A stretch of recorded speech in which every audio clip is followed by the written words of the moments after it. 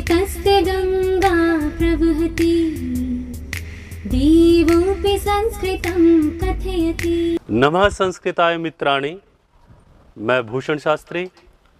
आज हम सब के लिए बड़े ही गर्व और गौरव का विषय है कि आज संस्कृत प्रेरकः साफल्यम महाजनो येन गतः सपंथा की इस सीरीज में हमारे मध्य उपस्थित हैं श्रीमती सुनीता जी।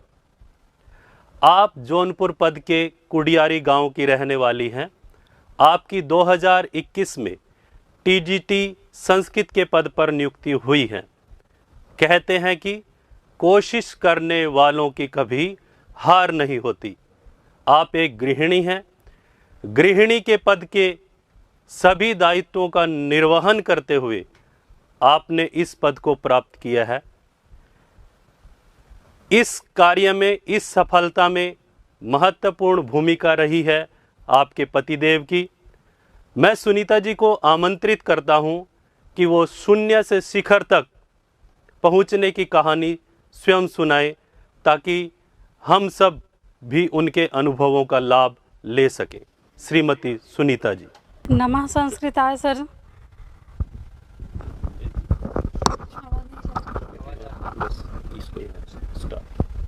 नमः संस्कृताय। मेरा नाम सुनीता जायसवाल है और मेरा मायका जलालपुर अंबेडकर नगर में है। मेरे घर की स्थिति बहुत अच्छी नहीं थी और मैं 10 तक पढ़ाई करने के बाद 2 साल गैप हो गया और गैप होने के बाद जब 2 साल बाद मैं फिर से इंटरमीडिएट की परीक्षा पास की तो 2008 में मेरी शादी हो गई और शादी होने के बाद बीए, एमए, बीएड ये सारी शिक्षाएं हम अपने ससुराल से ही किए।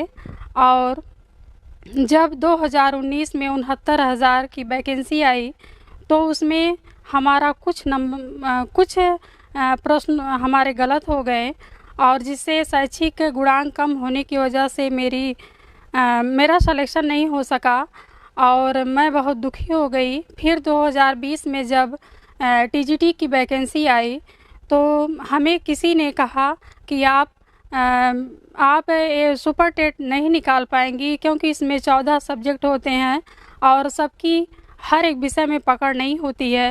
आप संस्कृत से ही तैयारी कीजिए।